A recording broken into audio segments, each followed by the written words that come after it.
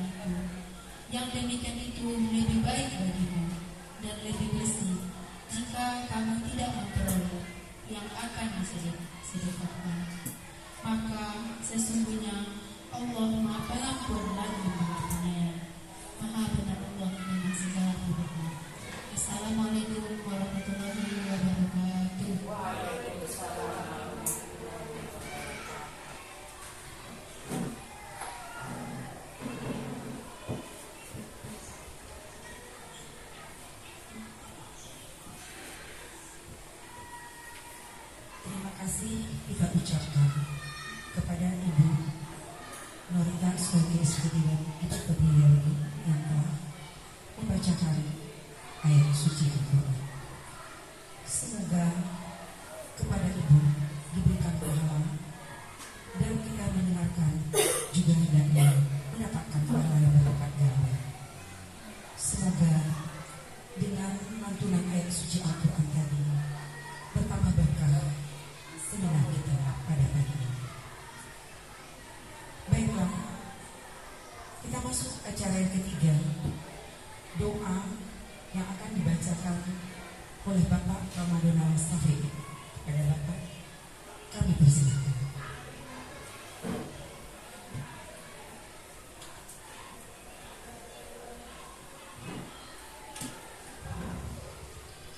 Assalamualaikum warahmatullahi wabarakatuh. A'udzu billahi minasyaitonir rajim. Bismillahirrahmanirrahim. Alhamdulillahirabbil alamin. Hamdan yuwafi ni'amahu wa yukafi mazidah. Ya Rabbana lakal hamdu kama yanbaghi li jalali wajhika wa 'azimi sultanik. Allahumma shalli ala sayyidina Muhammad wa ala ali sayyidina Muhammad. Ya Allah, kami panjatkan puji dan syukur atas kelancaran acara ini yang akan kami laksanakan. Semoga ilmu yang kami peroleh menjadi berkah bagi kami semua. Ya Allah, jadikanlah kami sebagai agen perubahan yang dapat menciptakan budaya di sekolah, terkhususnya di UPTD SMP 3 Kecamatan Kebersihan. Berikanlah kami kekuatan dan semangat untuk terus belajar dan berkembang. Ya Allah, limpahkanlah rahmat dan keberkahan kepada para narasumber, panitia dan seluruh peserta yang hadir pada hari ini. Semoga silaturahmi yang telah terjalin semakin erat kembali. Ya Allah, berkahilah setiap upaya kami untuk menciptakan lingkungan belajar yang positif dan menyenangkan ini. Rabbana atina fid dunya hasanah wa fil akhirati hasanah wa qina azabannar. Subhana rabbika rabbil izzati amma yasifun. Wassalamu ala mursalin walhamdulillahi rabbil alamin. Assalamualaikum warahmatullahi wabarakatuh.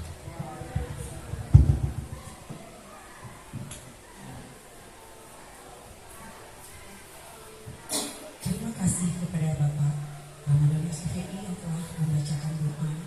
Semoga Allah menjawab doa yang kita panjatkan. Baiklah, kita masuk acara selanjutnya, menyanyikan lagu kebangsaan Indonesia. Hadirin dipersilahkan berdiri.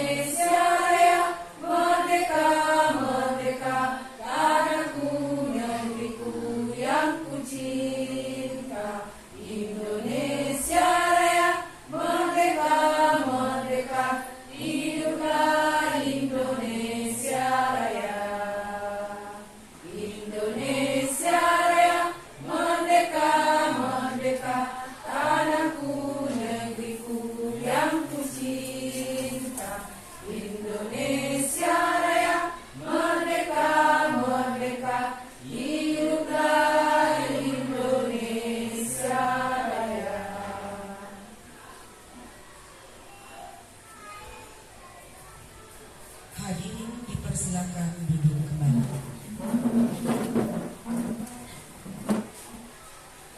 Selanjutnya, acara kelima, kata sambutan dari Kepala Sekolah UPTD SMP Negeri Kecamatan Kapur 9. Dalam hal ini diwakili oleh Ibu Wakil Kepala Sekolah SMP 3 Kecamatan Kapur 9. Kepada Ibu Yurniati SPD, kami persilakan dengan segala hormat.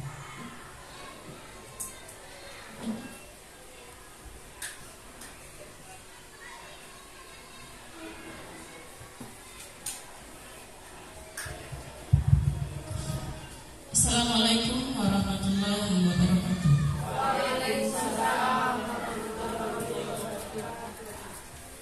Alhamdulillahirrahmanirrahim. Puji syukur marilah sama-sama kita ucapkan kehadiran Allah Subhanahu wa Ta'ala yang telah melimpahkan rahmat dan karunia-Nya kepada kita sehingga kita bisa berada di ruangan yang berbahagia ini. Seterusnya selawat beriring salam tak lupa pula kita hadiahkan kepada arwah junjungan alam yang ini Nabi besar Muhammad sallallahu alaihi wasallam. Semoga di yaumil akhir nanti kita mendapat syafaatnya beliau. Amin amin ya rabbal alamin. Pada kesempatan yang berbahagia ini, saya ingin mengucapkan ribuan terima kasih karena telah diberi kesempatan untuk menyampaikan kata sambutan pada acara seminar diseminasi CGP dengan tema budaya positif. Hadirin yang berbahagia, sebagaimana kita ketahui bersama, guru adalah pahlawan tanpa tanda jasa. Guru adalah penunjuk arah bagi para muridnya.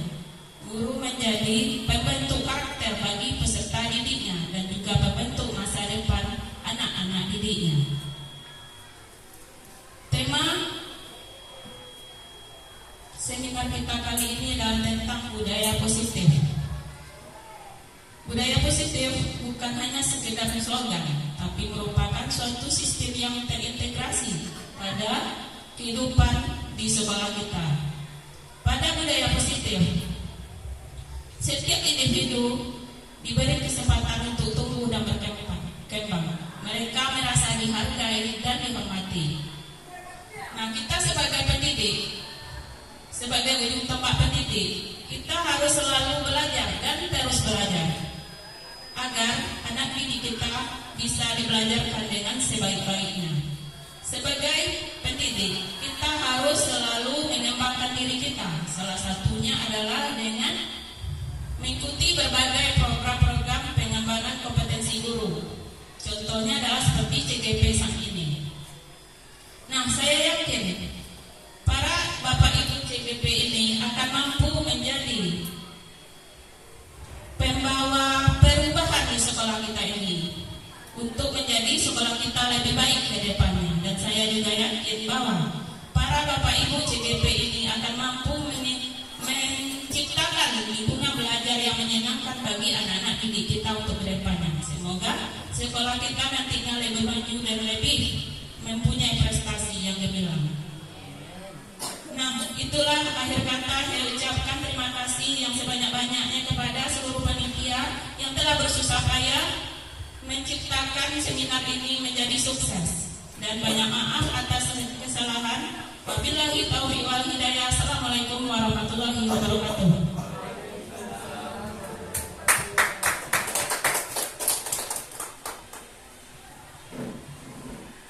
Terima kasih kepada Ibu Yurniati SPD yang telah menyampaikan sepatah dua patah kata. Jadi di sini kita bisa menyimpulkan bahwa guru sebagai pembentuk karakter peserta didik. Karena kita sebagai tumpuan pembentuk karakter peserta didik, maka sebagai guru kita wajib meningkatkan kompetensi diri kita. Salah satunya dengan meningkatkan kualitas, bisa jadi mengikuti seminar-seminar seperti pada hari ini, mengikuti seminar CGP. Mudah-mudahan ke depan kita menjadi guru-guru yang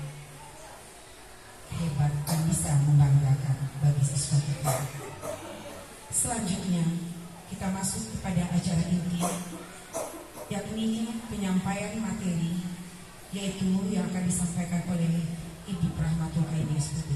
Kepada Ibu kami persilakan.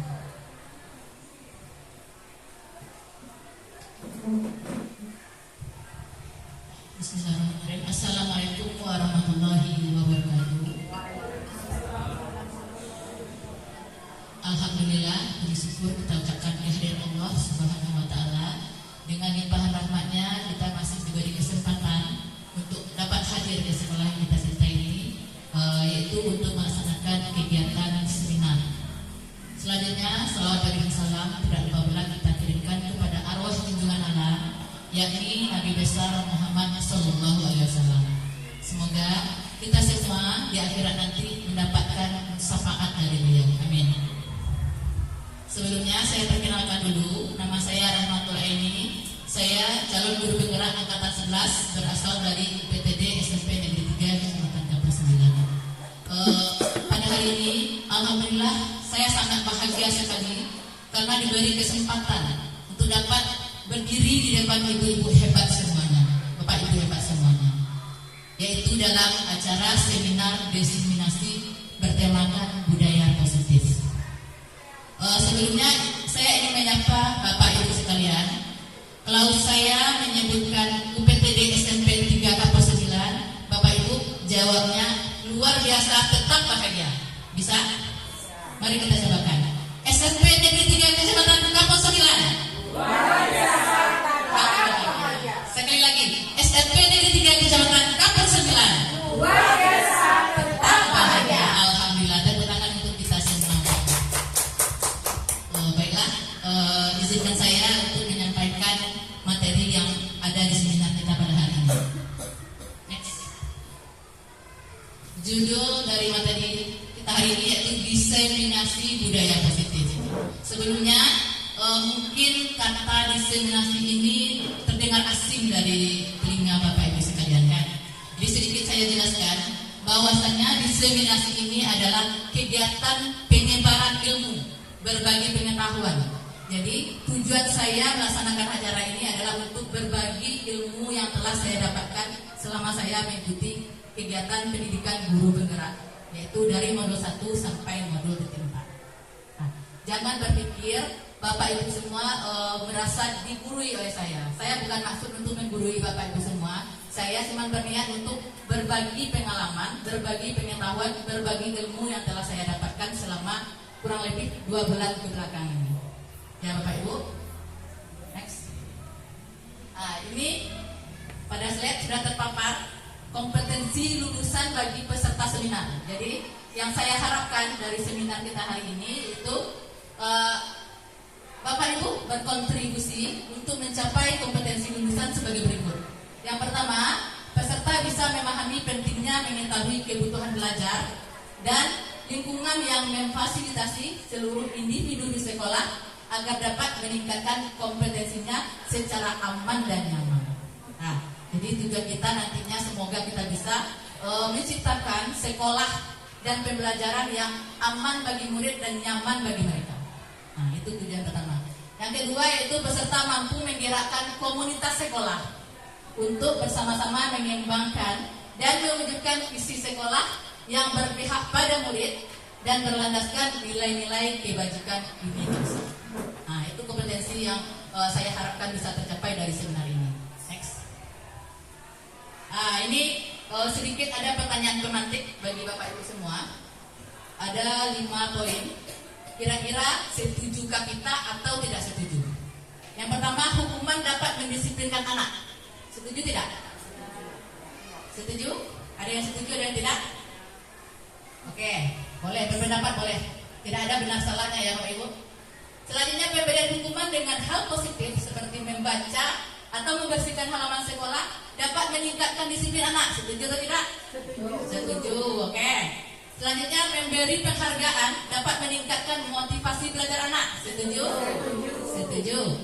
Selanjutnya, guru harus mampu memberikan solusi untuk setiap siswa yang bermasalah.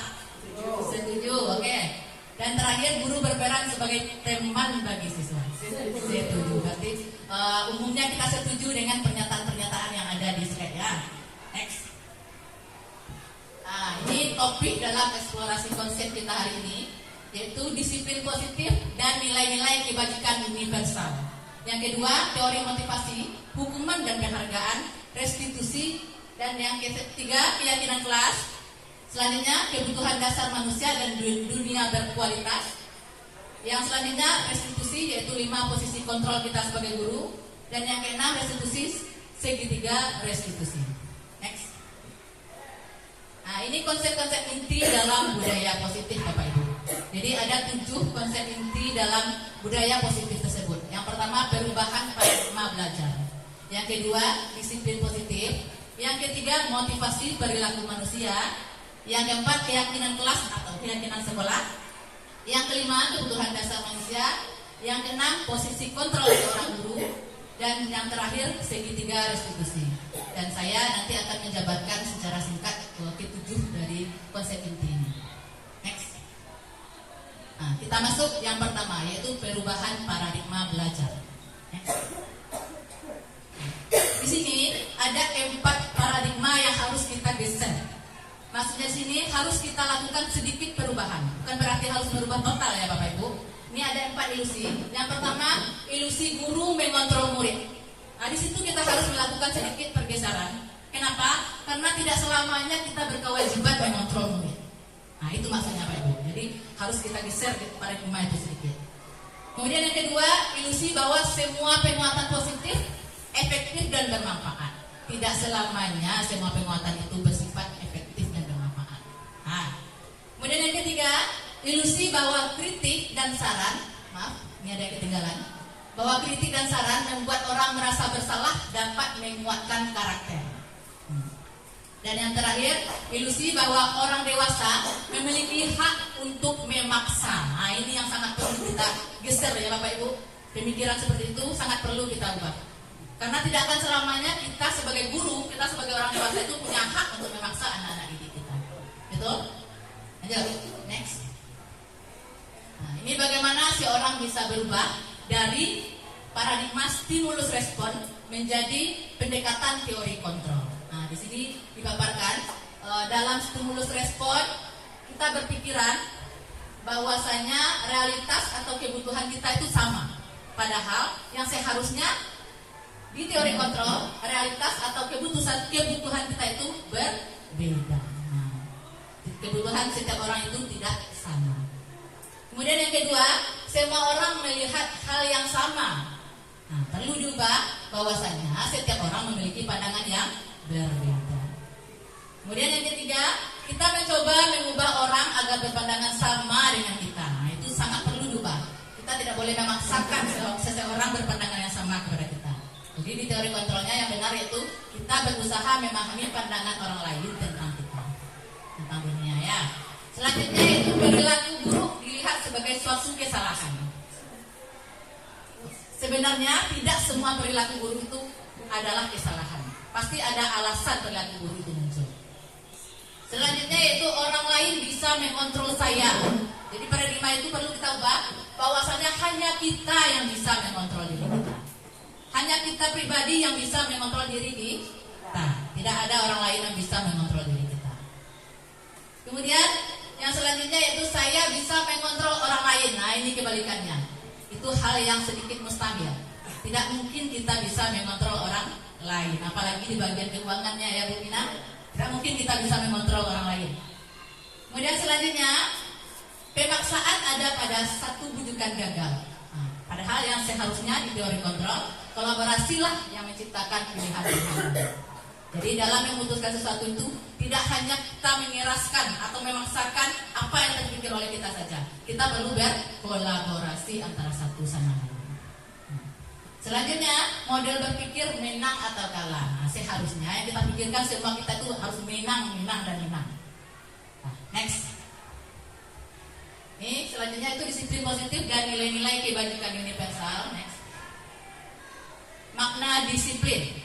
Kira-kira apa makna disiplin? Disiplin itu berasal dari bahasa Latin, yaitu disiplina yang artinya belajar. Makna asal dari kata ini berkonotasi dengan disiplin diri dari murid-murid. Disiplin diri membuat orang menggali potensinya menuju sebuah tujuan, apa yang dia hargai. Namun dalam dalam budaya kita, makna kata disiplin ini telah berubah menjadi suatu yang dilakukan seseorang pada orang lain untuk mendapatkan kepatuhan.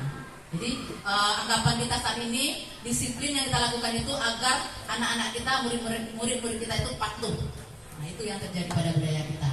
Kemudian kecenderungan umum adalah menghubungkan kata disiplin dengan ketidaknyamanan, bukan dengan apa yang kita hargai atau pencapaian suatu tujuan mulia.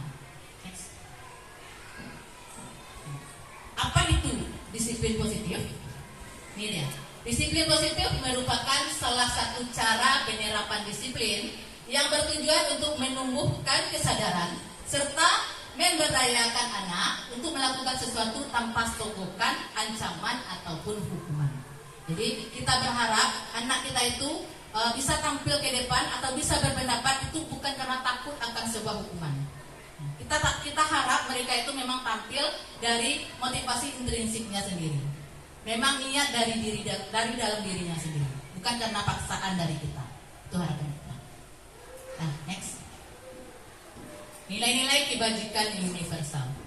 Nilai-nilai kebajikan universal adalah sifat-sifat positif manusia yang merupakan tujuan mulia yang ingin dicapai setiap individu. Nah, ini menurut teori William Glasser dalam teori kontrol, dia menyatakan bahwa setiap perilaku atau perbuatan itu memiliki suatu tujuan. Dan dengan mengaitkan nilai-nilai kebajikan yang diyakini oleh seseorang, maka motivasi intrinsiknya akan terbangun dengan sendirinya, sehingga menggerakkan motivasi dari dalam untuk mencapai tujuan mulia yang diinginkan. Nah, sekarang saya mau tanya dulu, kira-kira dalam pembelajaran yang kita laksanakan selama ini, apakah sudah berpihak kepada murid atau masih terfokus pada guru saja? Siapa Bapak yang bisa memberikan pendapat? Pak Adan?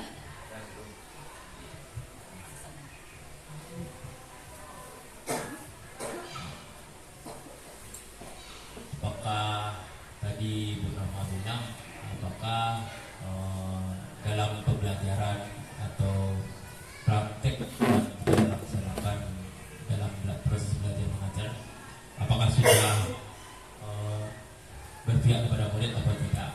Jawabannya mungkin masih belum. Kenapa? Karena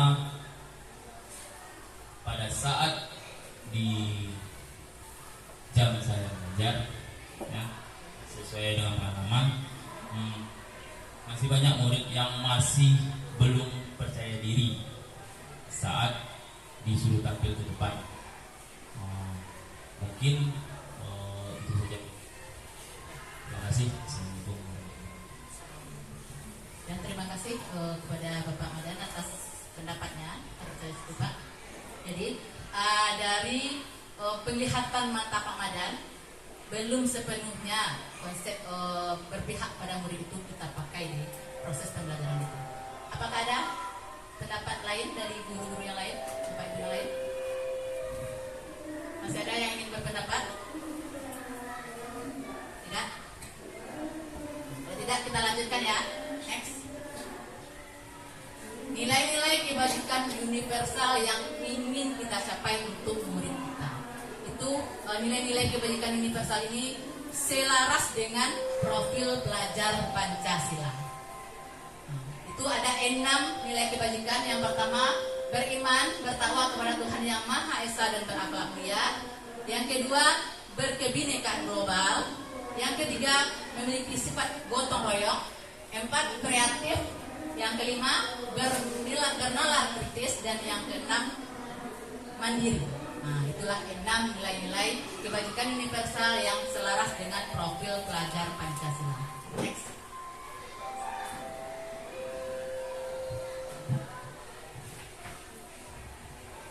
Selanjutnya itu motivasi perilaku manusia. Nah, di sini di slide telah ditayangkan bahwasannya ada 3 bentuk motivasi perilaku manusia itu, Bapak Ibu.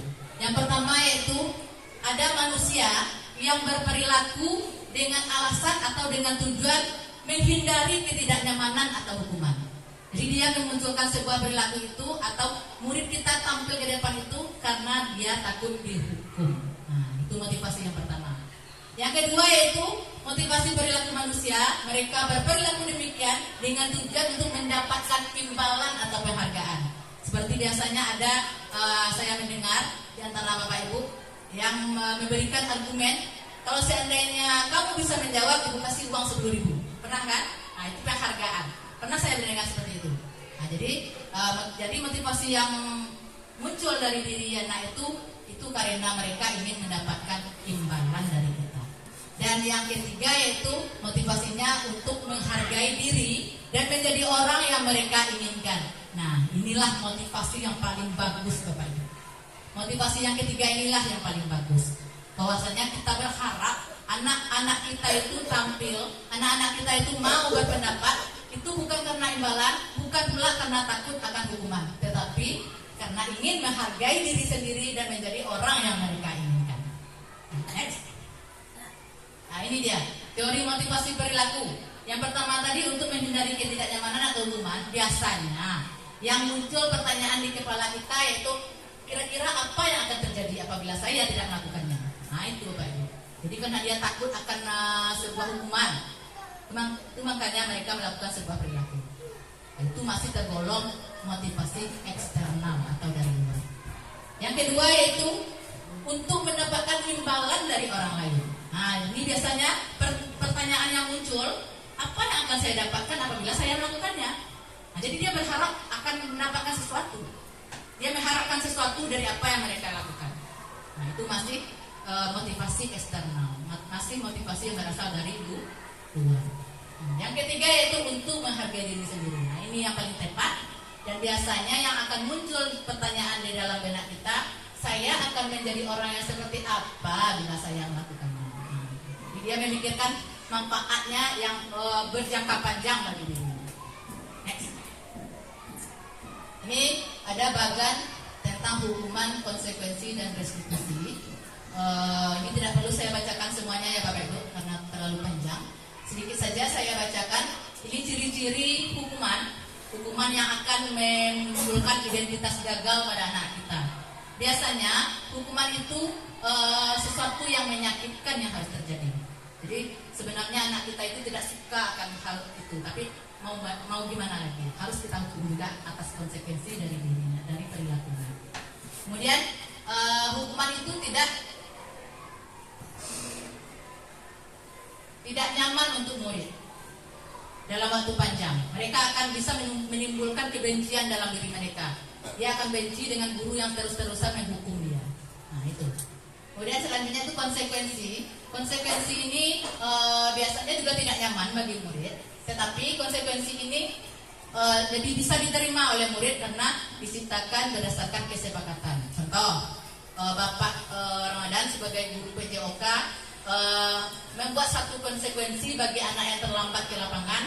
Misal terlambat berbaris di lapangan atau terlambat ganti baju, harus lari keliling lapangan sebanyak 5 kali misalnya. Itu adalah konsekuensi, disepakati bersama.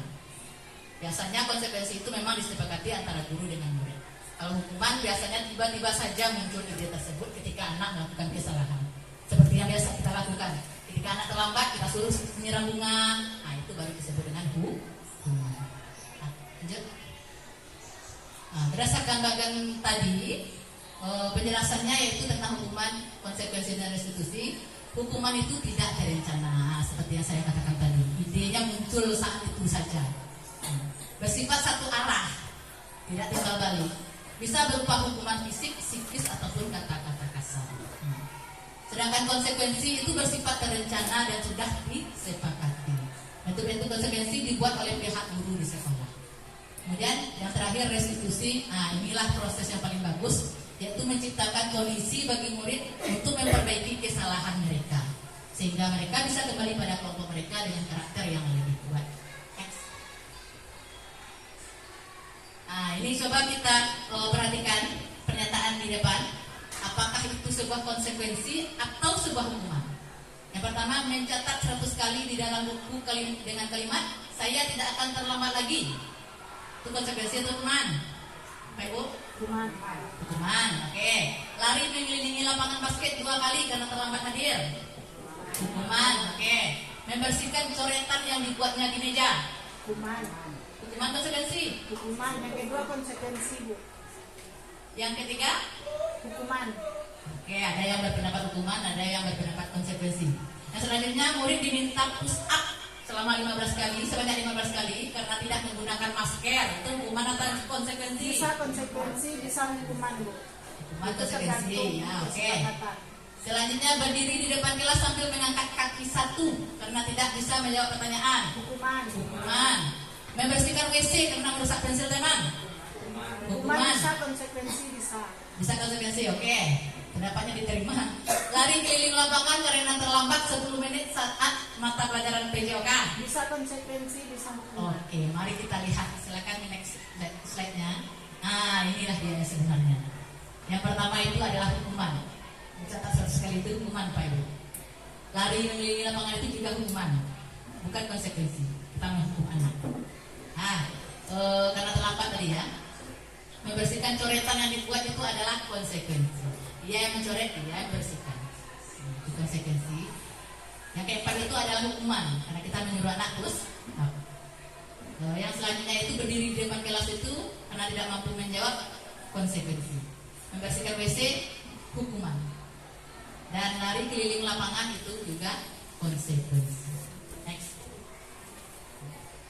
Nah, ini dihukum oleh penghargaan. Jadi dampak jika kita memberikan penghargaan kepada anak itu, yang pertama akan berpengaruh jangka pendek dan jangka panjang. Yang kedua, penghargaannya akan tidak efektif. Dan selanjutnya penghargaan akan merusak hubungan. Jadi orang yang sering kita beri penghargaan akan membuat teman-teman lainnya yang kurang kita beri penghargaan berkecil hati. Ya, mungkin bisa jadi berkemungkinan untuk merusak hubungan di antara mereka. Ibu anak itu kayak itu saja yang dia terima penghargaan. Nah, itu yang akan muncul dari anak-anak nantinya. Kemudian penghargaan mengurangi ketepatan. Kemudian penghargaan mengurangi kualitas. Penghargaan mematikan kreativitas, dan penghargaan mendukung motivasi dari dalam diri. Next. Selanjutnya itu tentang keyakinan kelas atau keyakinan sekolah. Nih. Ini kira-kira sebuah peraturan atau sebuah keyakinan. Saya mau tanya lagi, mau tes dulu. Mengapa kita memiliki peraturan harus menggunakan helm bila mengendarai kendaraan roda 2? Kira-kira untuk apa? Kita disuruh apa, Bu? Untuk keselamatan. Oke. Yang kedua, mengapa kita memiliki peraturan 3M, menggunakan masker, mencuci tangan dan menjaga jarak? Keselamatan. Keselamatan. Kesehatan bisa kan? Kesehatan bisa. Oke, yang selanjutnya, mengapa kita memiliki peraturan harus datang tepat waktu pada saat mengikuti pelatihan? Supaya tidak ketinggalan. Kedisiplinan. Next. Nih, keyakinan kelas itu dibuat berdasarkan kesepakatan antara guru dan siswa dan bersifat universal namanya. Sedangkan peraturan itu biasanya dibuat hanya oleh guru saja, tanpa mempertimbangkan pendapat dari siswanya. Next. Nah, ini mari kita coba. Peraturan itu sesuatu yang menekankan seseorang, menekankan siswa kan. Sedangkan keyakinan itu adalah memunculkan nilai-nilai positif dari dalam diri siswa. Misal, selalu kembalikan buku ke tempatnya. Kira-kira keyakinan kelas apa di situ yang ada? Nilai apa yang terkandung? Kerapian, kedisiplinan, bertanggung jawab bisa, bertanggung jawab, apalagi kira-kira. Pokoknya kalau peraturan seperti itu akan menimbulkan nilai positif bagi anak seperti kerapian, akan meningkat bertanggung jawab dan lain sebagainya. Yang kedua itu dilarang mengganggu orang lain. Kira-kira apa keyakinan kelasnya? Etika, apalagi saling menghargai, saling menghargai. Yang ketiga, hadir di sekolah 15 menit sebelum pembelajaran dimulai. Kedisiplinan. Dilarang melakukan kekerasan. Apa itu? Etika. Mencintai sesama. Keselamatan bisa? Bisa. Selanjutnya itu dilarang menggunakan narkoba. Ini kira-kira apa ini yang terkandung di dalamnya? Etika bisa. Nilai etika bisa. Lagi? Kesehatan sangat bisa. Keselamatan. Keselamatan. Selanjutnya bergantian atau menunggu giliran menggunakan bergantian atau menunggu giliran? Disiplin. Ya, adab, disiplin, akhlak ya. Nah, kemudian gunakan masker, itu nilai apa? Keselamatan. Nah, dan yang terakhir jangan berlari di kelas katanya. Itu juga keselamatan. Next. Nah, ini dia Bapak Ibu yang kita coba tadi, yang kita uji tadi. Jadi yang sebenarnya pendapat kita tadi semuanya benar. Tapi yang menjadi kunci di sini jawabannya itu yang saya tulis di slide. Bahwasanya selalu kembalikan tubuh ke tempatnya itu adalah keyakinan kelasnya yaitu tanggung jawab. Dilarang mengganggu orang lain itu menghormati orang lain. Kemudian hadir di kelas 15 menit itu menghormati orang lain. Komitmen, nah ini kelupaan kita tadi kan. Komitmen berarti.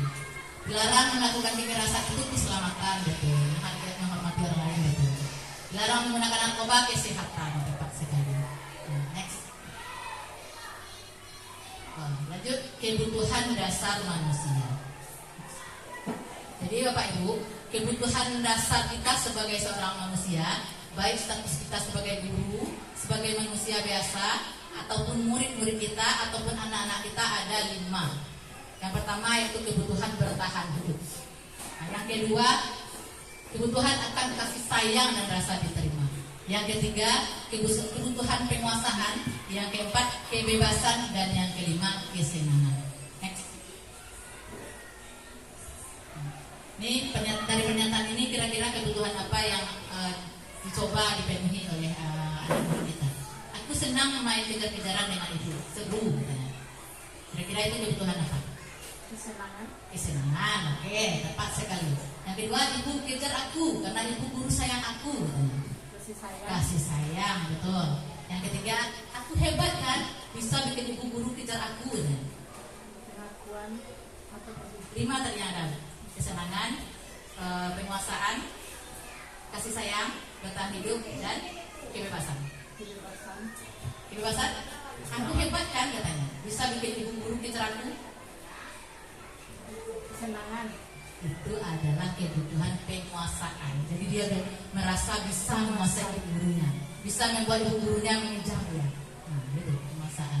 Dan yang keempat itu, aku bosan belajar mewarnai terus di dalam kelas katanya. Kira-kira kebutuhan apa? Bosan belajar mewarnai terus di dalam kelas. Oke, bebasan. Mereka ingin bebas. Dia tidak mau, dia bosan dalam kelas terus. Nah, itu kebutuhan kebebasan yang dicoba untuk dipenuhi. Next. Nah, ini posisi kontrol seorang guru. Next. Jadi Bapak Ibu, kita sebagai seorang guru itu memiliki 5 posisi kontrol. Yang pertama sebagai penghukum, yang kedua pembuat merasa bersalah, yang ketiga sebagai teman, yang keempat sebagai pemantau, dan yang terakhir sebagai manajer. Next. Dan ini penjelasannya. Sebagai penghukum, biasanya kita itu lebih sering menghardik, menunjuk-nunjuk, membentak dengan hukuman. Nah, itu yang menjadi sasaran itu adalah fisik dan verbal. Dampaknya anak menjadi pendendam kepada kita. Kemudian tidak membuat anak tidak menyukai guru yang memberikan hukuman. Kemudian sebagai pembuat merasa bersalah, kita menyampaikannya dengan suara lembut, tetapi menyalahkan anak. Nah, itu posisi kontrol kita sebagai pembuat merasa bersalah. Dan dampaknya membuat siswa merasa bersalah dan rendah diri dan menarik diri. Dan yang ketiga, posisi kontrol sebagai teman, guru bersikap ramah kepada muridnya. Itu yang kita lakukan. Kemudian cenderung bercanda gurau untuk menghangatkan suasana. Dampak yang akan terjadi, murid bergantung pada satu orang saja. Jadi dia merasa senang dengan satu orang guru, mereka akan bergantung pada satu orang guru itu saja, yang bisa membuat mereka merasa senang. Kemudian akan membuat siswa tidak mandiri. Yang keempat yaitu sebagai pemantau. Posisi kontrol kita sebagai pemantau itu nada bicara dan ekspresi kita datar saja, tidak menghardik dan tidak juga terlalu berlemah lembut, dan akan memunculkan identitas berhasil pada diri. Dampaknya menghitung hadiah atau hukuman yang diberi tanpa melihat nilai kebajikan yang terkandung di dalamnya. Itu dampaknya terhadap murid. Dan yang terakhir, sebagai manajer, suara kita tetap netral, kita identitas positif atau berhasil, dan mengajukan pertanyaan bermakna, Membantu siswa memecahkan masalah. Dampaknya itu murid akan mandiri, percaya diri memecahkan masalahnya sendiri. Next. Nah, ini konsep yang terakhir, segitiga restitusi. Next. Apa itu restitusi? Jadi restitusi itu apa itu? Proses menciptakan kondisi bagi murid untuk memperbaiki kesalahan mereka sehingga mereka bisa kembali pada kelompok mereka dengan karakter yang lebih kuat. Itu maksud dari restitusi. Dan restitusi juga merupakan proses kolaboratif yang mengajarkan murid untuk mencari solusi dari masalah mereka dan membantu murid berpikir tentang orang seperti apa yang mereka inginkan dan bagaimana mereka harus memperlakukan orang lain. Nah, itu dia. Next. Dalam segitiga restitusi ini ada 3 tahap Bapak Ibu. Yang pertama tahapnya itu menstabilkan identitas. Dalam tahap menstabilkan identitas ini biasanya setiap orang kita mengeluarkan kata-kata, menyampaikan kalimat, setiap orang pasti pernah melakukan kesalahan. Nah, jadi itu yang kita sampaikan kepada anak. Jadi anak tidak terlalu merasa disalahkan, emosinya menjadi stabil. Kemudian kamu bukan satu-satunya yang pernah melakukan ini. Nah, itu biasanya kalimat yang kita sampaikan dalam menstabilkan identitas. Yang kedua itu validasi kebutuhan. Ini biasanya yang kita lakukan itu, yang kita katakan yaitu kamu tentu punya alasan mengapa melakukan tersebut. Atau adakah cara yang lebih efektif untuk mendapatkan apa yang kamu butuhkan? Itu biasanya yang akan kita sampaikan. Dan yang terakhir itu menanyakan keyakinan. Biasanya kita akan bertanya kepada murid, nilai-nilai apa yang telah kita sepakati? Atau kamu ingin menjadi orang yang seperti apa? Itu yang akan kita munculkan pertanyaannya. Next. Ini dalam tahap menstabilkan identitas bertujuan untuk membuat anak yang merasa gagal karena telah berbuat salah menjadi positif terhadap dirinya. Jadi tidak terlalu menarik diri karena telah melakukan kesalahan. Biasanya kita sebagai guru berkata, berbuat salah itu hal yang manusiawi. Tidak ada manusia yang sempurna. Nah, begitu juga bapak atau ibu juga pernah melakukan salah. Itu biasanya yang akan kita sampaikan kepada anak kita untuk menstabilkan identitasnya. Next. Dalam validasi kebutuhan, dalam tahap ini tujuannya itu untuk membantu murid untuk mengenali basic need atau kebutuhan dasar yang ingin dipenuhi ketika melakukan kesalahan tersebut. Nah, biasanya kata-kata kita yang muncul, kamu bisa saja kan melakukan hal yang lebih buruk, tapi kamu tidak melakukannya sekarang. Atau kamu pasti punya alasan mengapa melakukannya. Itu biasanya kata-kata yang akan muncul dalam memvalidasi kebutuhan. Next. Ini menanyakan keyakinan seperti yang telah saya sampaikan tadi. Biasanya pertanyaan yang muncul itu apa nilai yang kita percaya di kelas atau nilai-nilai universal apa yang telah kita sepakati. Nah, itu pertanyaan yang akan muncul ketika kita menempuh tahap menanyakan keyakinan ini. Dan tujuannya itu agar anak melihat kesalahannya dan dihubungkan dengan norma sosial atau nilai-nilai yang mendasari manusia berinteraksi dengan orang lain. Next. Nah, ini dia. Ada video segitiga restitusi yang kita pakai dalam memecahkan masalah anak.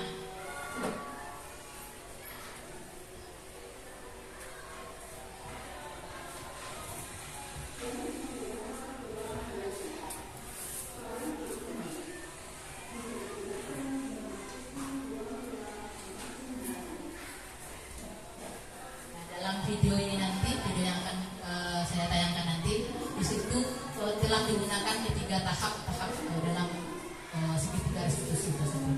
Jadi silakan Ibu Bapak Ibu bisa jadikan sebuah patokan atau sebuah contoh kecil jika seandainya Bapak Ibu dalam posisi menyelesaikan permasalahan yang terjadi pada murid-murid kita nanti.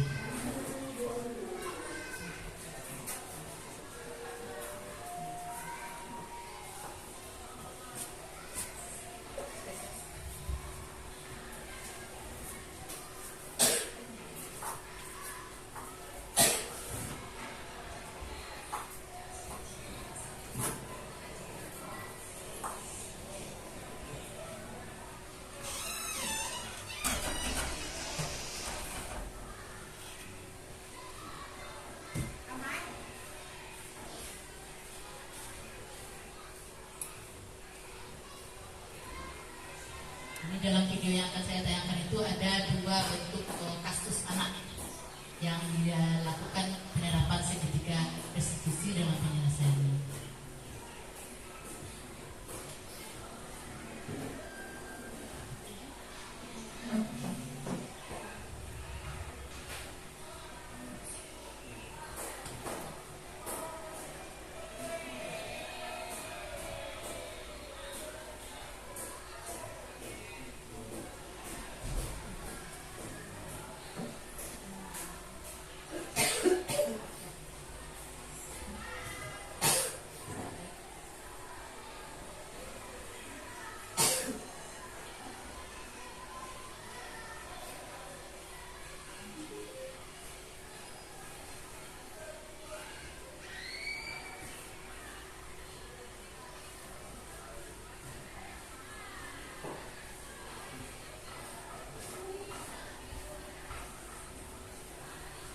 Video ini merupakan salah satu tugas saya juga dalam mengikuti pendidikan guru penggerak ini ya Pak Bu.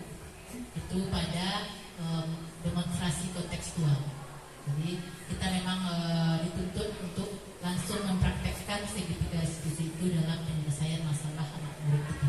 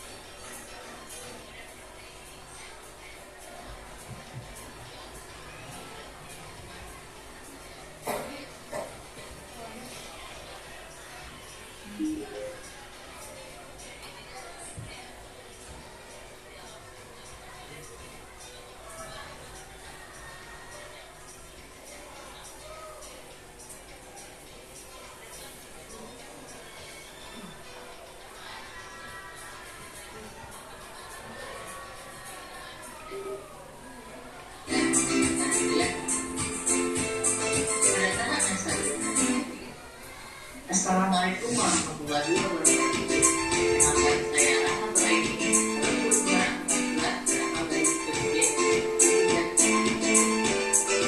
Pada video kali ini saya akan menanyakan tentang demonstrasi kontekstual satu dan 4 berdasarkan gaya kognitif, yaitu penerapan segitiga restitusi. Segitiga restitusi adalah satu proses dialog yang dilakukan oleh guru atau orang tua agar dapat yang mandiri dan bertanggung jawab. Dapat dilakukan segitiga restitusi. Yang pertama, berdasarkan identitas. Yang kedua, dari restitusi masalah. Dan yang ketiga, kajian. Pada tahap menstabilkan identitas dilakukan berdasarkan prinsip membuat kesalahan adalah bagian dari proses pembelajaran yang nantinya akan bisa gagal di identitas. Menetap validasi berdasarkan salah dilakukan berdasarkan prinsip setiap perilaku berusaha ini guru akan bergeser dari pikiran untuk respon menjadi proaktif, sehingga dengan mengenali dan mengakui kebutuhan objek akan memperbaiki hubungan.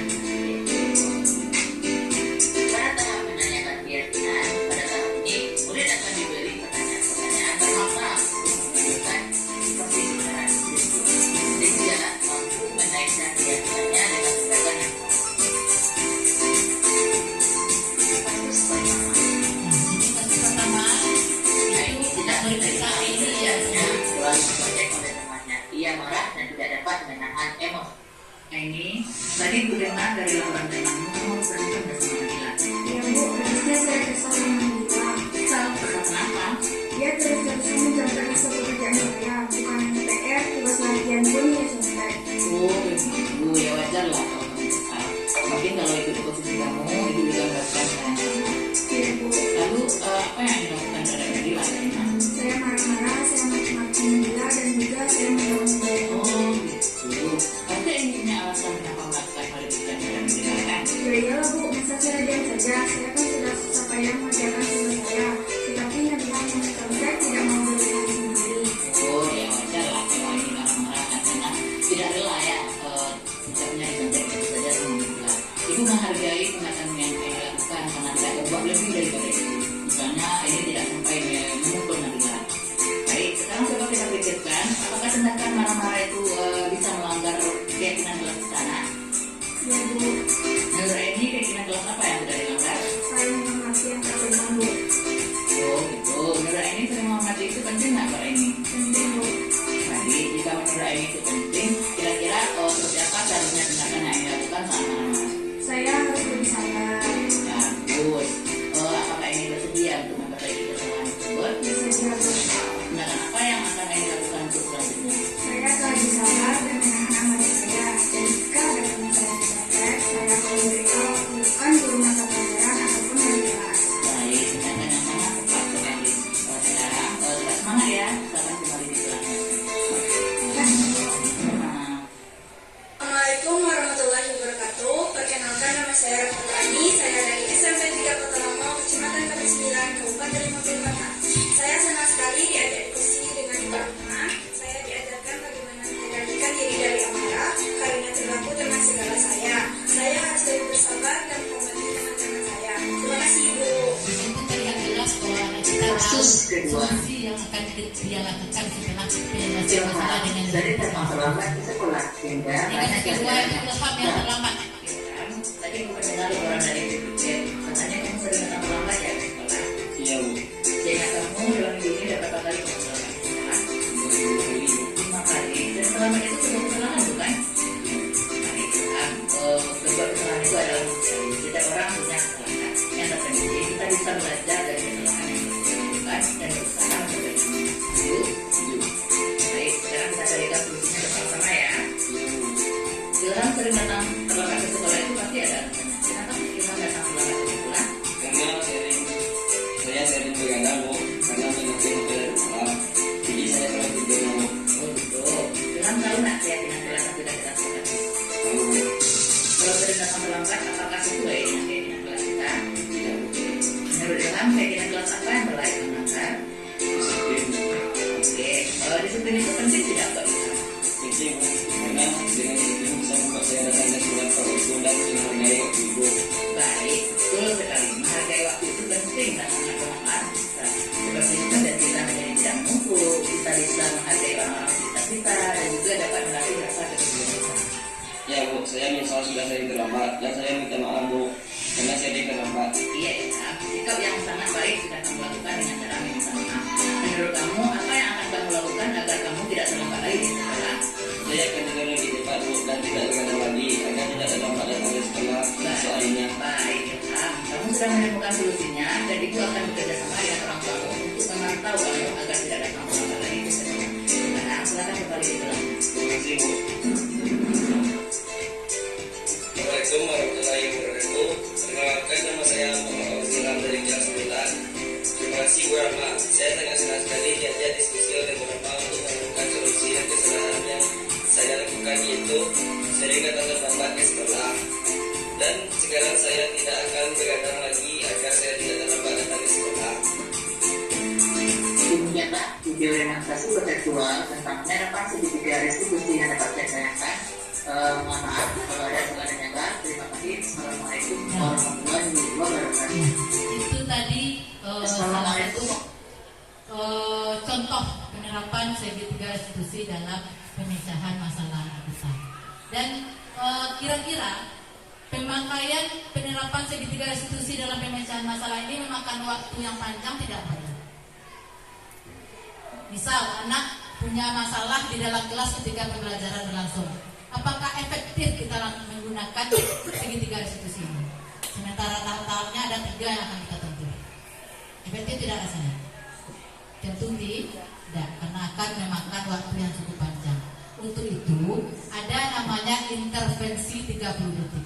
Jadi untuk menyelesaikan permasalahan yang insidental di kelas yang akan membutuhkan waktu panjang, kita ubah menjadi pemecahan dengan intervensi 30 detik tadi. Ini dia.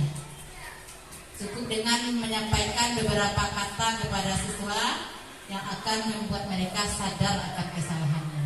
Dan kita tidak perlu butuh waktu panjang memakai segitiga restitusi dalam penyelesaian masalah mereka.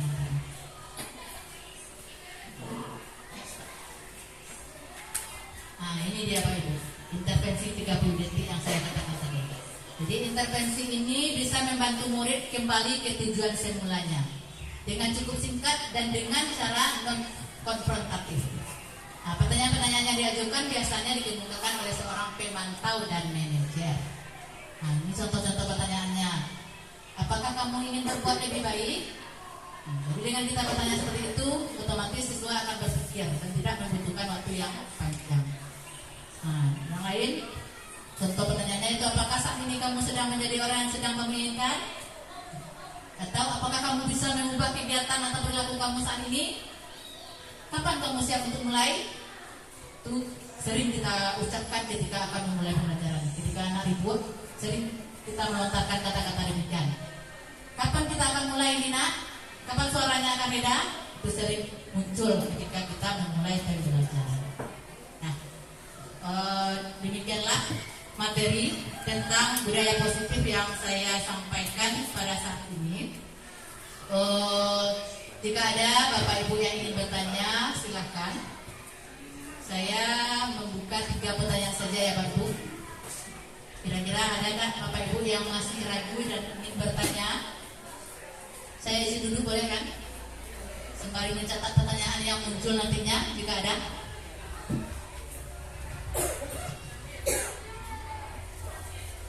Ada Bapak Ibu? Ya silakan pada Bu Meli. Terima kasih atas kesempatan ini.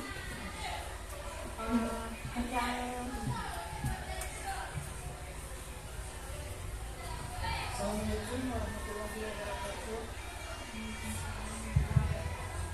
Assalamualaikum warahmatullahi wabarakatuh. Waalaikumsalam warahmatullahi wabarakatuh.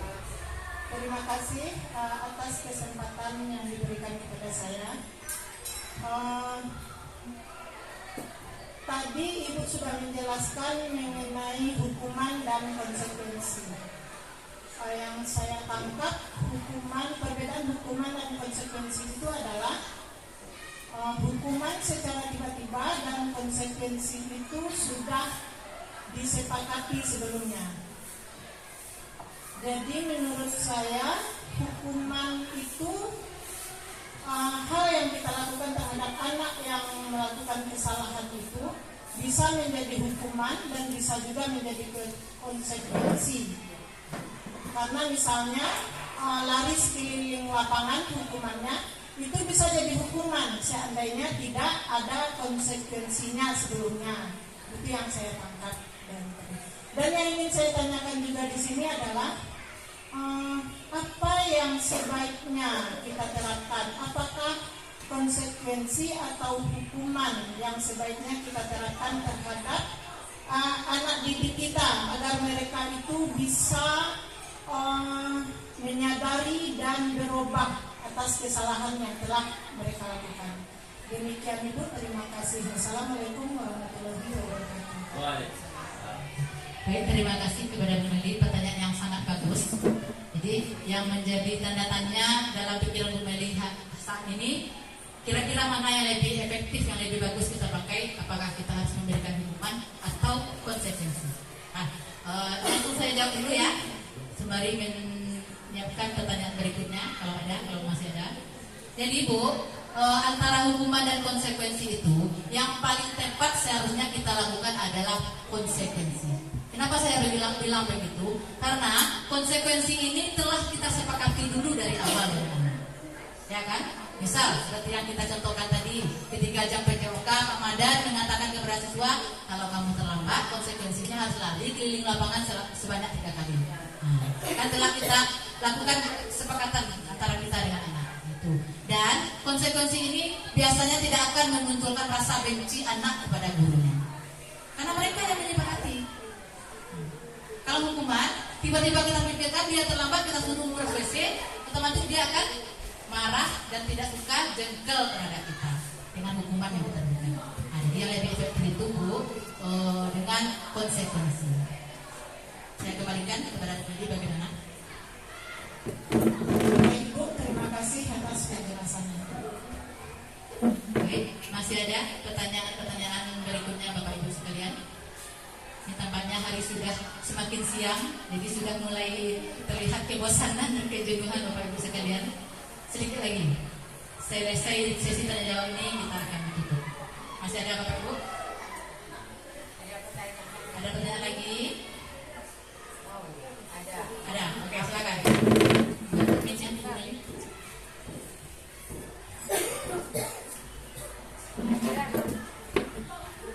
Silakan. Silakan.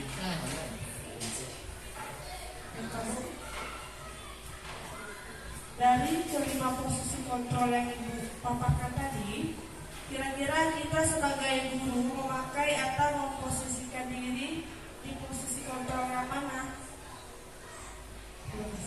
Baik, terima kasih atas pertanyaannya Bu Citra. Langsung saya tanggapi. Jadi dari 5 posisi kontrol yang telah saya jelaskan tadi, itu ada sebagai pemantau, sebagai teman, pembuat rasa bersalah, penghukum, dan juga manajer. Jadi posisi yang paling tepat kita pakai sebagai seorang guru adalah posisi manajer. Kenapa saya bilang begitu? Karena di posisi manajer ini kita cuma mengarahkan anak kita. Kita tidak perlu memberikan hukuman kepada mereka. Kita tidak akan menimbulkan rasa jengkel terhadap anak kita. Jadi tugas kita hanya manajer. Misal kita telah membuat kesepakatan kelas. Jadi tugas kita memanajer mereka agar mereka tidak lupa dengan kesepakatan kelas yang telah kita ciptakan. Nah, itu. Jadi yang lebih tepatnya Bu Citra itu adalah posisi kontrol sebagai seorang manajer. Bagaimana Bu Citra? Masih ada Bapak Ibu? Pertanyaannya masih saya buka satu pertanyaan lagi. Masih ada yang ganjal? Silakan. Satu lagi. Tadi Bu Nori yang katakan di mana? Sama pertanyaan bersama. Oke, masih ada satu lagi? Ya, silakan Bu Bakat.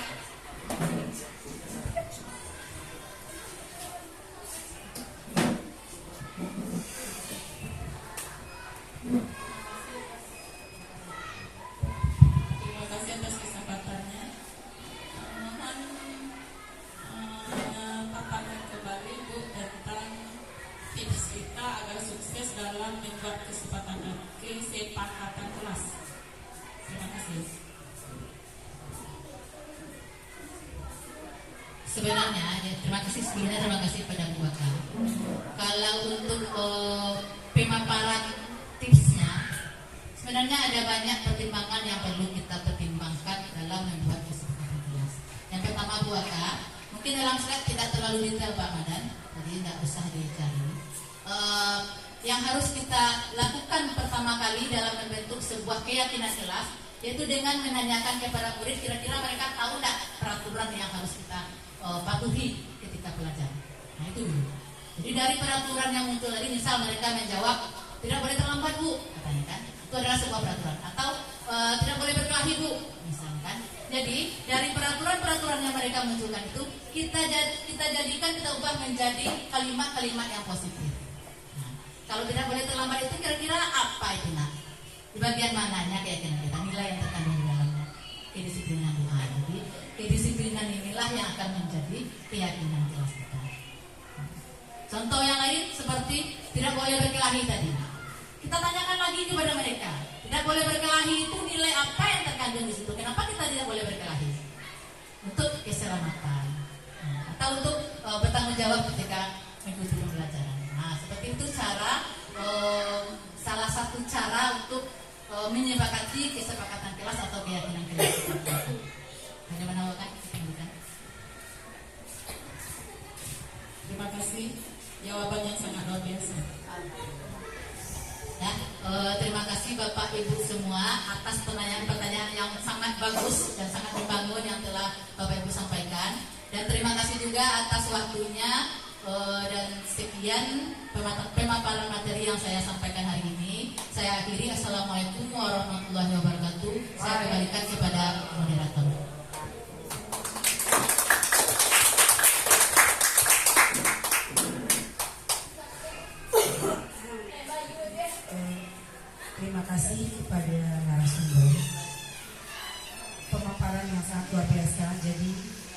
membuat kita guru-guru hebat di SMP 3 atau 9 sangat menambah pengetahuan, terutama tentang paradigma perubahan pendidikan yang sangat berpihak kepada peserta didik.